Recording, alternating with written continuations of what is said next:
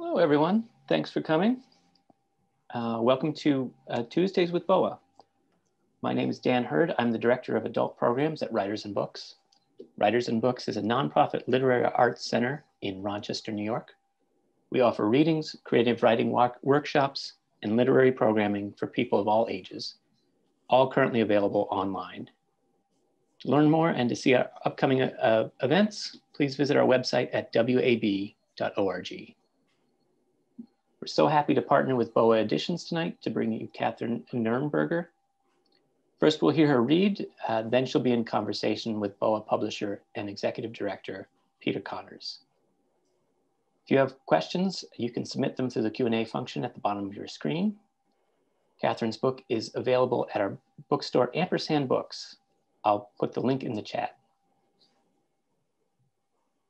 In this fiercely feminist ecopoetic collection, Kathryn Nuernberger reclaims love and resilience in an age of cruelty. With equal parts righteous fury and tender wisdom, reassesses the past and recontextualizes the present to tell a story about breaking down, breaking through, and breaking into an honest, authentic expression of self. Kathryn Nuernberger is the author of the James Laughlin Award-winning The End of Pink, as well as the poetry collection Rag and Bone, and the lyric essay collection, Brief Interviews with the Romantic Past.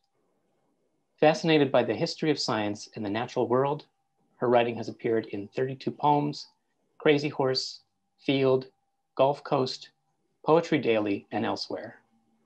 After many years directing Pleiades Press, she now teaches at the University of Minnesota MFA program and lives in Minneapolis, St. Paul. Kathryn, thank you so much for being here. Thank you for having me. Should I get started? Are you? All right. All yours.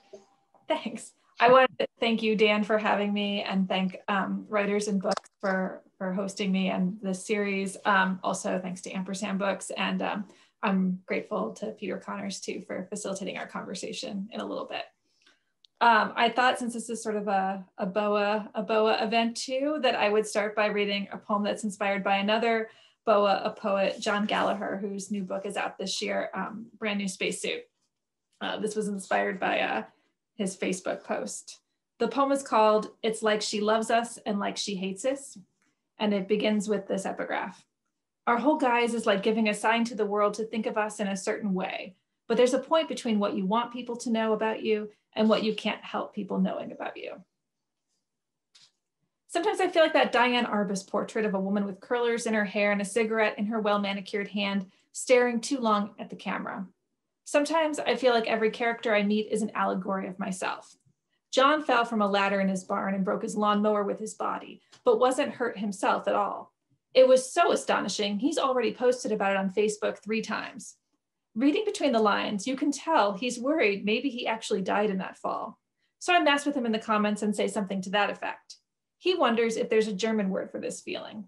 I tell him there's a German exchange student crashing at my house right now, playing hot lava with my kid. They call it lava in German too.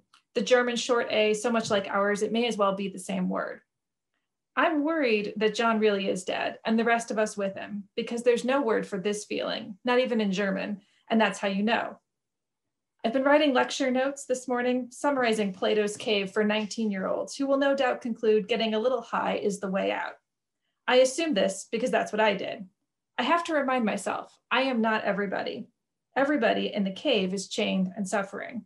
I have an animation to show them that retells the story in clay, like a Gumby episode, except every still frame echoes that government report on torture released last month that is just one more example of our denials as a society and complicity as a nation, bolstered by the fact that photographic evidence was censored and only later released through leaks. I've read that torturers come to like their work, and any of us could, because we don't have a way to understand another person's pain, and we really want to understand each other. My notes also include Susan Sontag, who said 50 years ago in her essay on Plato and photography, enough with the pictures already. She was thinking of Dachau and thinking of Arbus. The pictures, she said, feel like they're breaking something inside ourselves we might have liked to keep. I'd like to remember what picture I was looking at when I was sober enough to realize there is no light but this light. Maybe I just looked out the window, as I did this morning, and saw my neighbor on his mower smoothing his lawn into that grassy plain he likes so well. I felt a little closer to him, like he's one of those portraits Sontag was talking about. His face so hardened, it's repelling at first, which is why Sontag derides them so forcefully. I've found, though, if you can make yourself hold on, all the faces Diane Arbus made of people preparing to turn on their show become so vulnerably human, you start to fall in love a little with the relentlessness of gazes, even the ones that are pathetic, even the ones that are pitiable, even the ones that terrify for how much they love you. John, I think being dead suits me.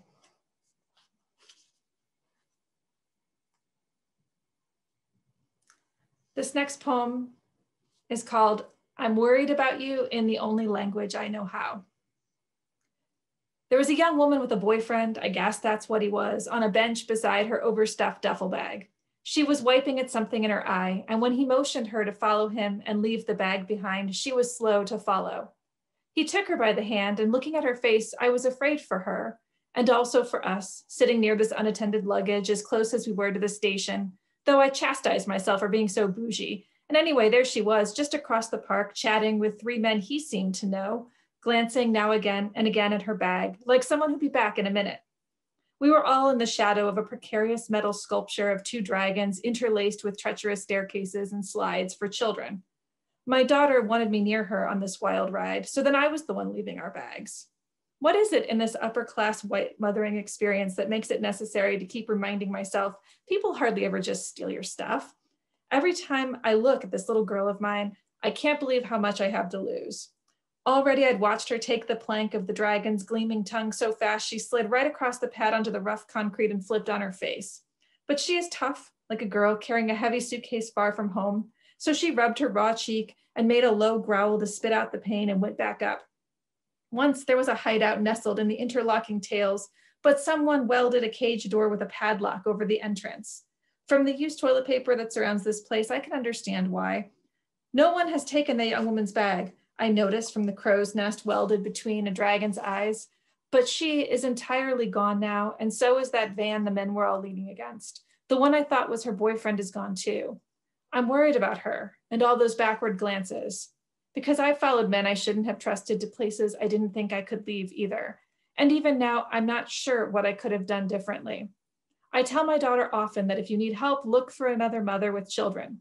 In a world of strangers, I can't imagine the one who wouldn't try to help a child who asked. Another kid is climbing up the slide.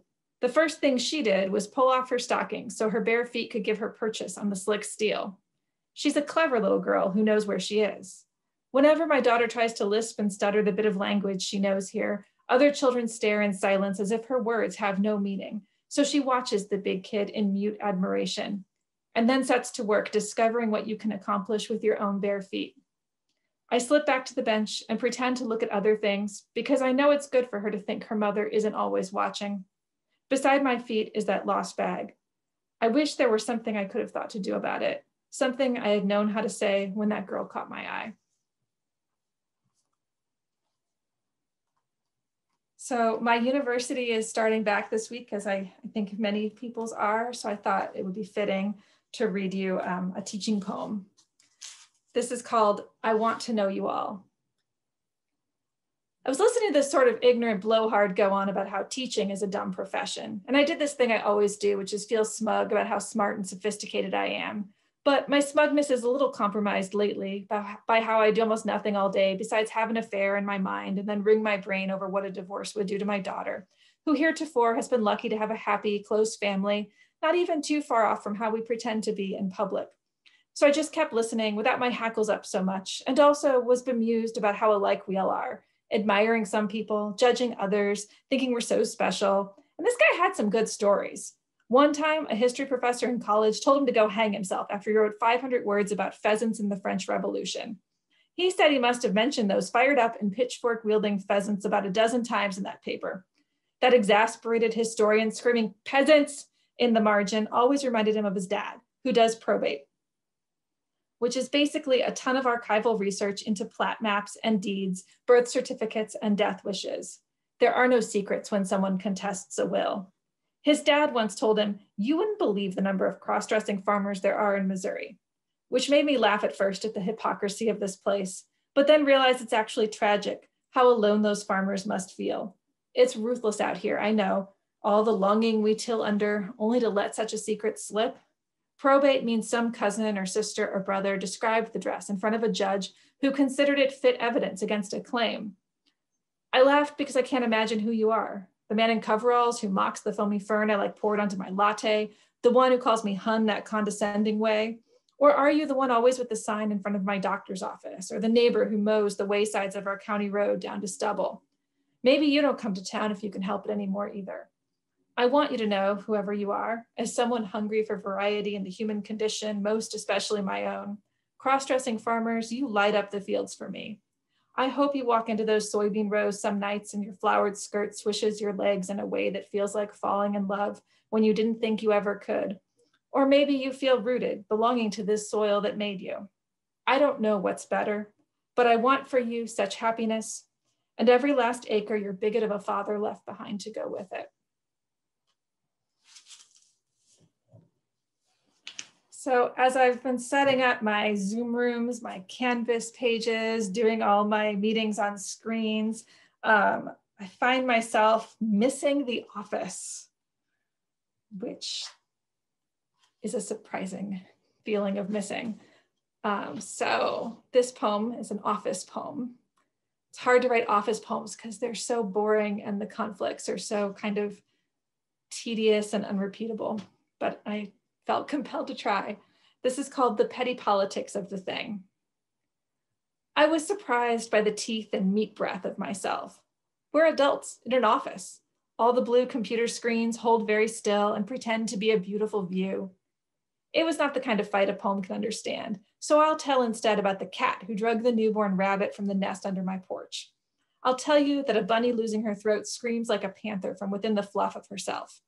In a department where everyone says they admire our collegiality towards each other, we file forms to chart our feats of such like professionalism.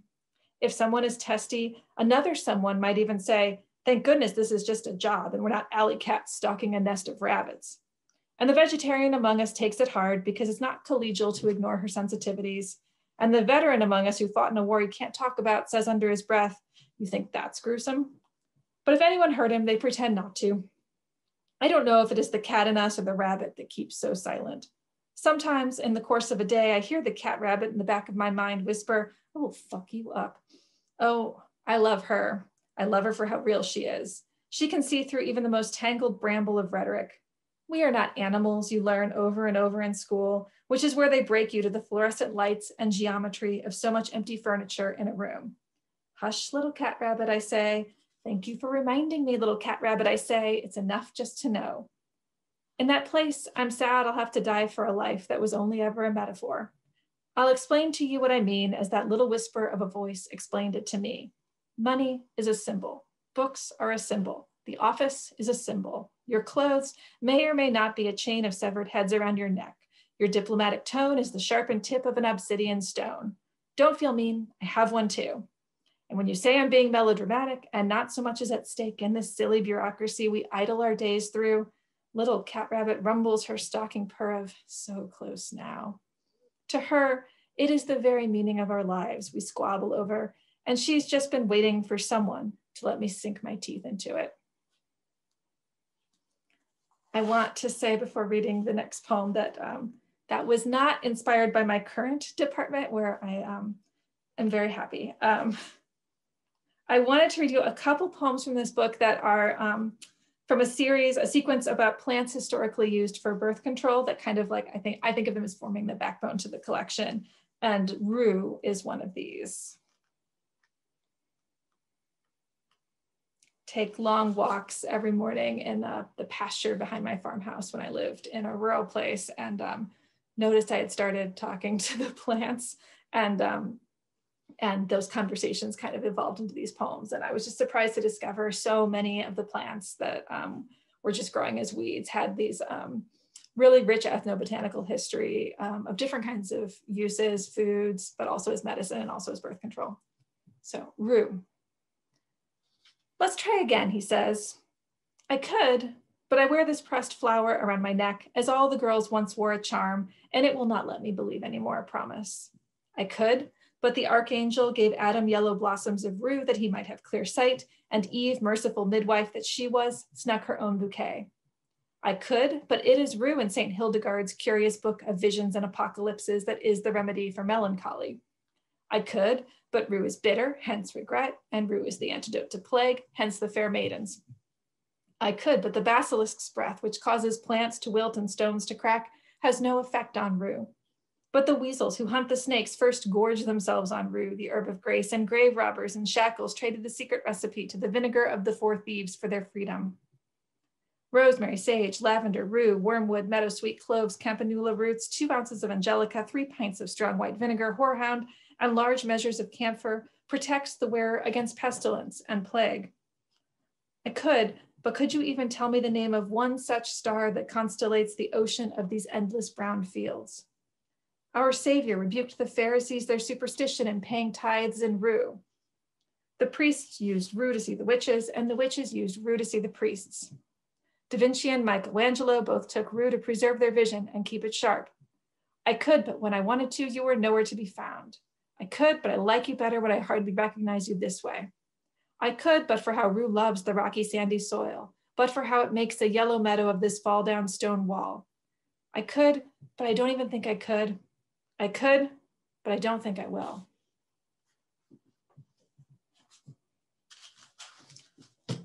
I'm feeling so optimistic in many ways about the inauguration tomorrow, but also, of course, so full of grief about all we've lost. The Supreme Court being one of those things, choice most likely being another. So I wrote a poem about silphium. I want to say most of the abortifacients, the plants used for birth control that I wrote about, were neither particularly reliable nor particularly safe. You'd never want to say, trade your pill for Queen Anne's lace. You would never want to substitute Plan B with pennyroyal. But by many accounts, silphium, which is this giant fennel, was in fact pretty efficacious, pretty reliable, didn't kill you. And human beings extincted it. So this poem is called Regarding Silphium, the birth control of the Roman Empire for 600 years, extincted by careless land management in the year 200 AD. When I was just about done being married, and he was a blossomed out nerve of seeing himself through the ugly eyes of how I had come to see him and myself, for letting our lives get so Tupperware fur molded, for thinking I could lace and pinprick it back with just the right delicacy, when a good punch in the face was what a mess this bad required. I know you're thinking a punch in the face is never the answer, but that's the lace talking. When I was just about done with the lace-throated maybe violence, our daughter, who was 5, told me how he broke. She didn't say he broke. She said he got really worked up, driving past all the protesters outside Planned Parenthood on Providence Avenue, from which the University Medical School had just withdrawn funding, and also the option for residents to do training there. How he took a hard left into the parking lot and with our daughter by the hand, marched in with an urgency that made the young man working the desk say, "Sir," with some alarm. He took a breath to be more steady and said, "I'm so sorry about all of this, all of that out there. And I just thought I'd make a donation." As he pulled all the money from his wallet, some of it crumpled, a mixture of 5s and 1s, and pushed it across the counter. Our daughter watching and looking around the room, studying the faces of timid and nervous young women I imagined in those plastic chairs. I remember from when once I sat in this exact waiting room myself so many years ago, feeling embarrassed and ashamed because it seemed that's what I was supposed to feel. Though if I could have felt my way beyond supposed to back then to my actual self, I would have known I didn't feel sorry at all, only annoyed by the tedium of appointments, the practical necessity of that clean smell, the chilly, dustless air of a building with nothing soft except the aspect of the resident, who is the only doctor I've ever had who joked as she put her gloved hand in my body. "I guess this is the most awkward thing you'll do today, huh?" It was funny and made me feel like we'd been friends a long time. My husband, who is still my husband after all, knew that story, and I guess he wanted our daughter to somehow know it too. "Sometimes you'll feel very alone," I tell her on a day when I find her pressing her face against the window, watching the children next door play in the grass, wiping tears from her face as fast as they fall. "Other times, you'll be so wonderfully surprised by the strange bridges people manage to build out to you when you never would have expected they could." And I'll stop there for a bit.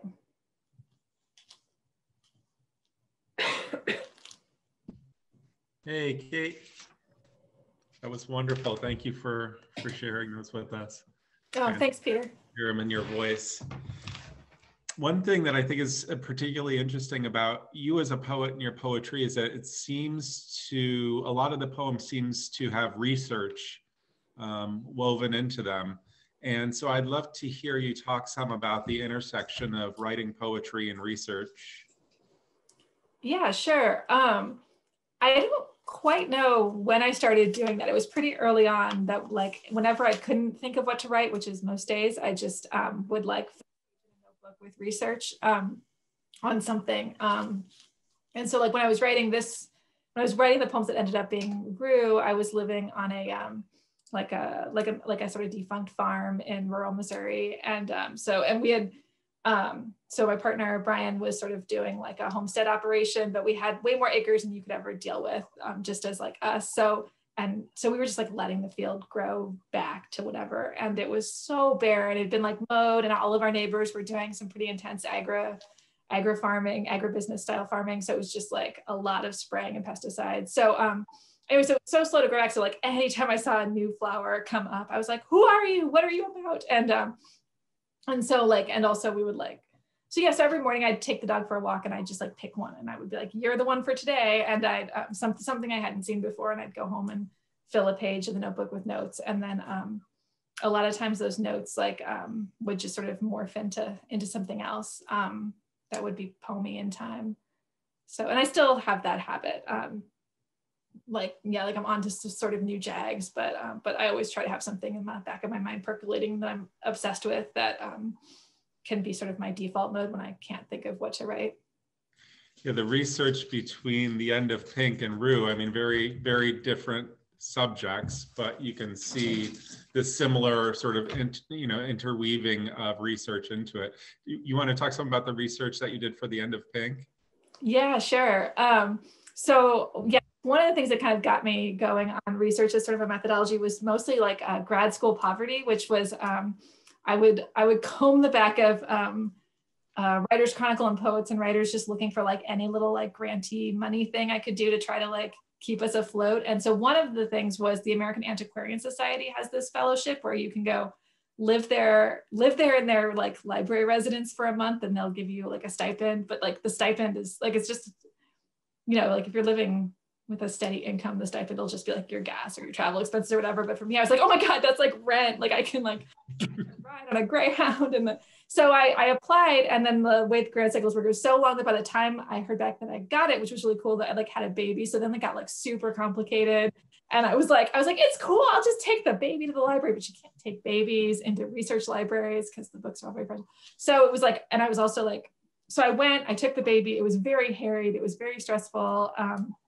My dear friend from grad school came and helped with the childcare.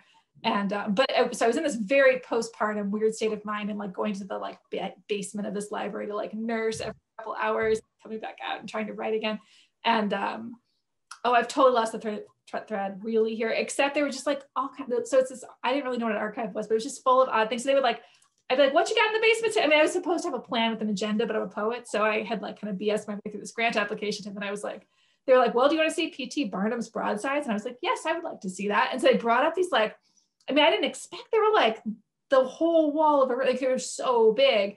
And so I just like take a page of notes. I was like, I have no idea what you do with this like experience of just unrolling this huge thing. Or like they brought me this woman, Asia Sprague was, what was her? I feel like she was like I think she was into the spiritualism movement, but I don't know. I was also looking at stuff about phrenology then too. So it's sort of all blurring together. But so they bring me up these people that were into like kind of like unusual medicines, or like I had a Puritan dream interpretation manual they brought up to me one time. So I was just looking at these documents. I just fill a page of notes, and I kind of just thought I was like, well, this is a very complicated scam I'm running on librarians. But like once I got home, I like started going through the notes, and like poems really started happening. And I was like, oh my God, this like kind of works. So it kind of has stuck with me as a methodology.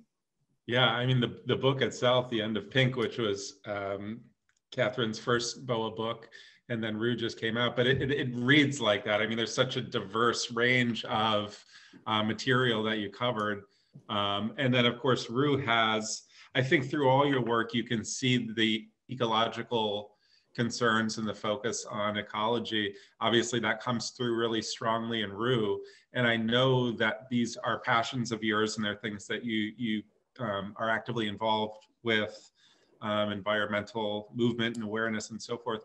But it's interesting to me that you're able to address these, yet it doesn't come across as like, you know, bold print, like environmental poetry or whatever it might be, but it's in there.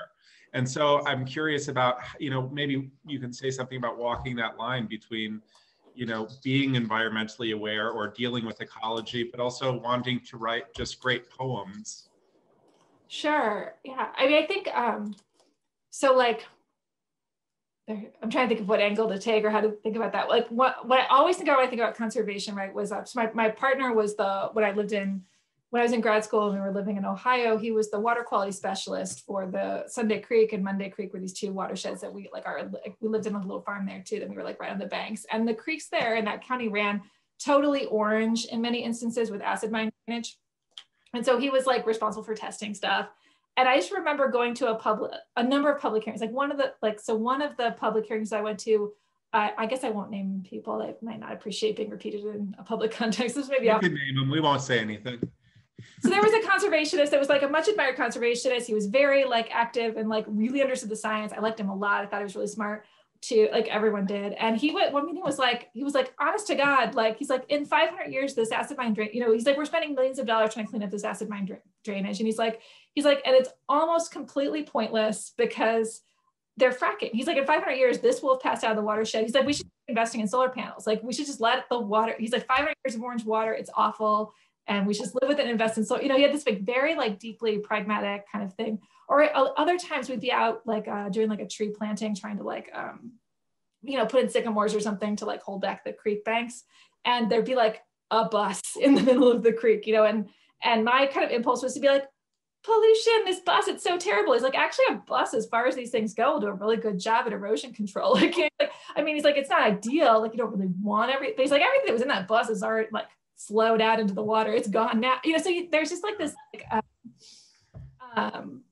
yeah, I guess I just was like, I'm a deeply compromised person. My room is full of lights that are on and I eat meat more than I should, you know, so I guess I'm just like, not prepared to make like really like you should or shouldn't do this or that thing, because I feel like we're all just stuck in this kind of like the shit stew or the soup of what we are and our compromised civilization. So I guess I'm just sort of interested in like I guess I'm interested in that compromise because I'm like I think staring at it maybe in the long run is better, understanding like the ways in which we try and fail and are faced with too many small ethical decisions to get them all right. Maybe I don't know, maybe I'm just giving myself a way out. I'm sorry. No, I mean, honestly, you know, I'm thinking of the poem, you know, the introduction that you gave and the poem that you read, that's about a plant that, you know, you can say for 600 years, this was used by Romans. And then sort of this, it's almost like an aside, like, and we killed it off, you know, and now here's the poem. And it's like, okay, well, that's, you know, that reality that hovers over that whole poem of this is a now extinct, you know, species that we've gotten rid of. And I think that that's, and in some ways that's more powerful than coming right out and saying like, you know, oh, ode to this plant that is gone, you know? So I think it works really well. It killed me when I was writing that poem. I could not get in. I thought it was such an interesting fact that the historians were dealing with. And I was also just having to contend with, I'm a poet, not a historian. So I can't always get the full context in without it turning into an essay that I'm not qualified to write. So, but like I do, as like a sidebar, it was super interesting. Like the reason the plant was extincted was, so it was this highly, like it was a huge commodity, right? Because the Romans were having a bunch of like debaucherous sex and they really needed this plant. So they were consuming it a lot, but also the plant grew on this very narrow strip of like the top of a mountain on the East African coast. And so it was like a narrow range where it could grow. And it was also a range that was like really good, like goat herding territory. And so the government of the countries where they were exporting the silphium had like a arrangement where they like were paying off, you know, like basically like they're like agricultural subsidies to the goat herders to say like, don't let them graze this plant. And at some point there was like some government instability, a new regime came into power, and they stopped paying the goat herds their subsidy, and the goat herds were like, you know, middle fingers all around, and they let the goats loose. And so like, and obviously if you weren't over harvesting the sylvia, like with many plants that we have now too, right? If you weren't stressing them in other ways, if the ecosystem wasn't undergoing other pressures, it could maybe withstand this one pressure. It's like, it was too much at once. But I was really struck by, I was like, oh my gosh, like it feels so contemporary to have these competing political interests and to have it come down to economics even, you know, with a plant being extincted 2,000 years ago under different geopolitical circumstances.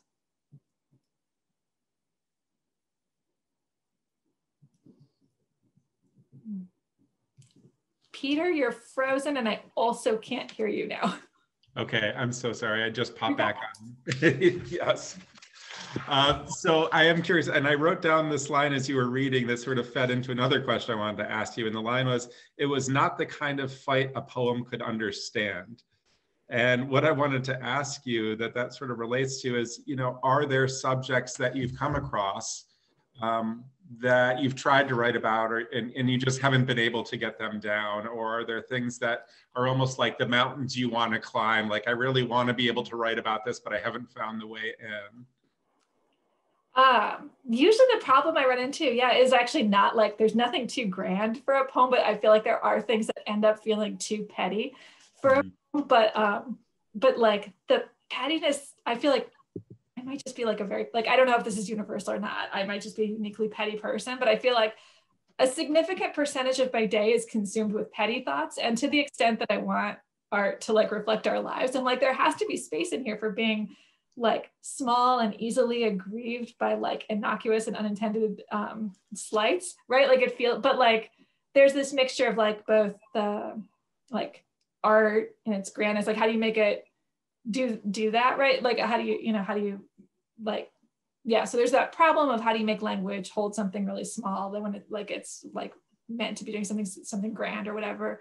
And then there's also the problem of like, you know, like I also don't want, like they're petty, so I don't want to like name them or make them too obvious what they are, because I don't want, you know, I don't want the petty thing to last forever, because I presume I will make up with whoever I'm pissed at in time or something like that. So there's also like the personal struggle of like, and like the ethical thing of like just like not embarrassing people I know to the degree that that's possible.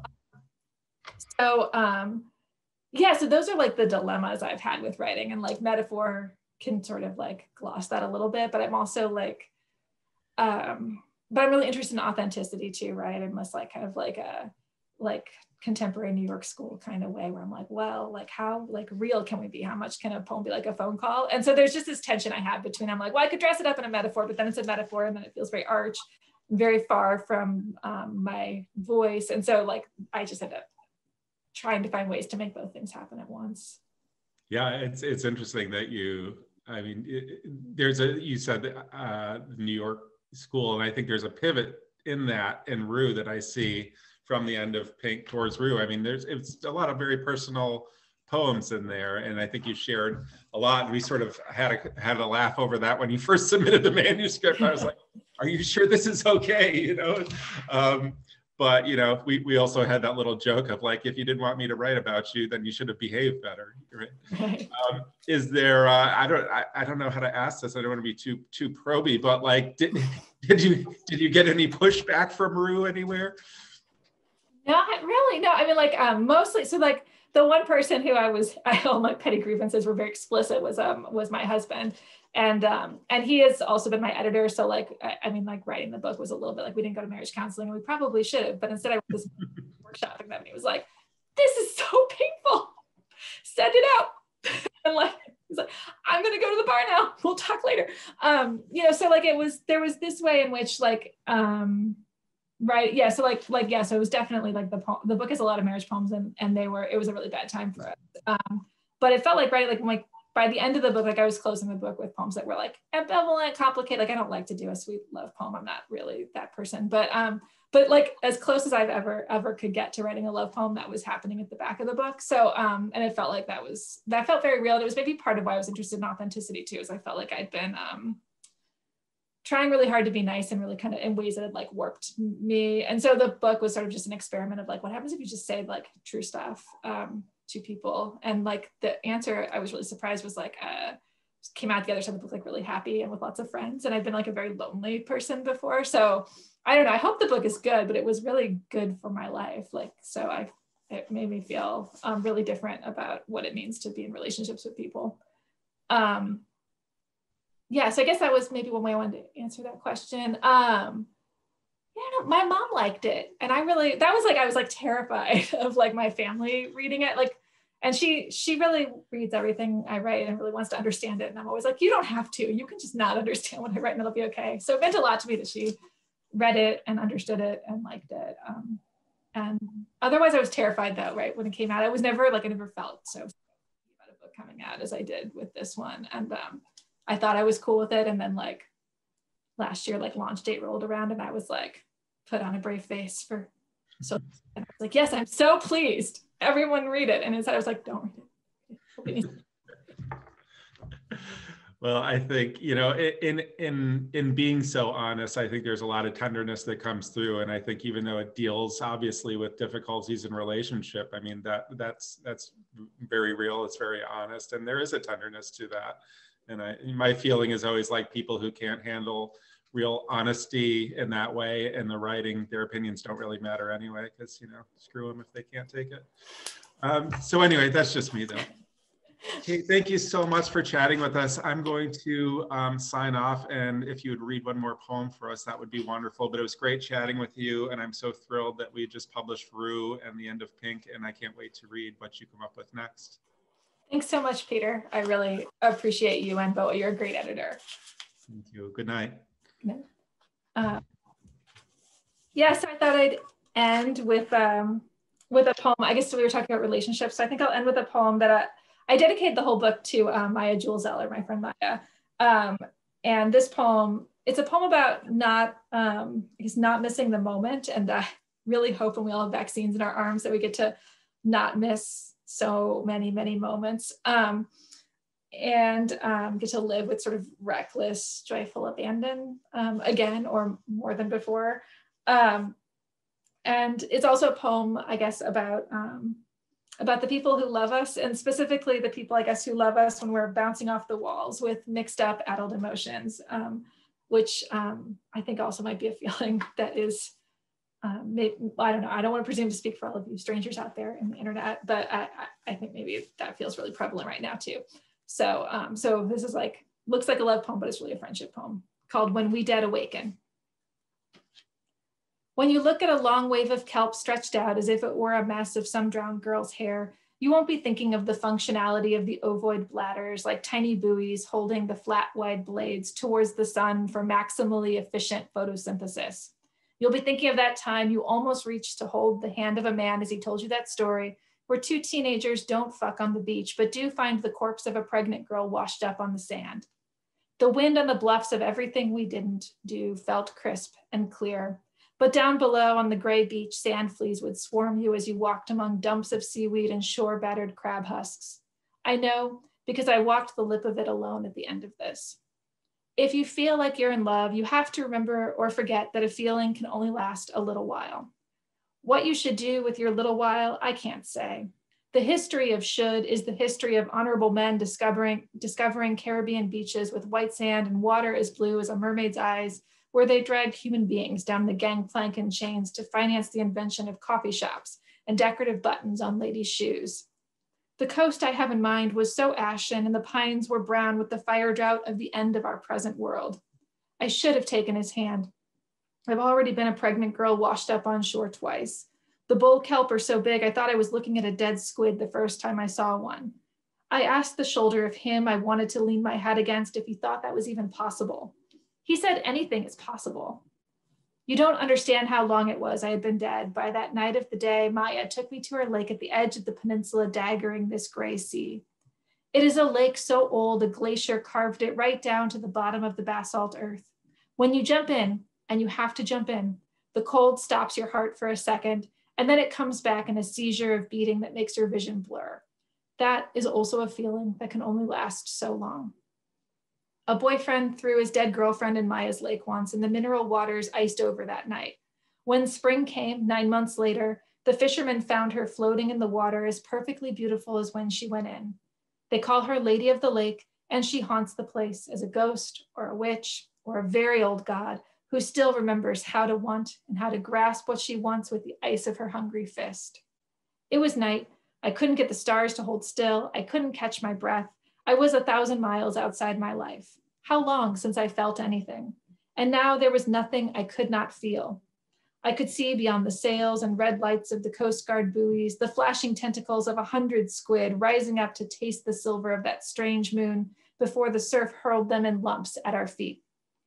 I have a dead daughter I carry like a smell of salt spray in my mind, and I have an alive daughter who is home running with her kite straight into the wind. I have, but also do not have the rest of you. I don't see how we can be longer than a story to each other. It's not me, it's the waves. My arms are so tired, I just need to float for a while. There was no squid. It was a rack of seaweed bulbs, their squished stems wrapping in each other, strange creatures, soft as leaf, firm as fish, forming of themselves a forest against the physics of diffusion and drift. If I had that night back, I'd do it wilder this time, not like the silent mist of a ghost maiden, but like a red-eyed revenant who has figured out at last how to reach across the veil of breakers and grab the girl of some dying woman by the heart and make her beat until she's gasping once more. Thank you.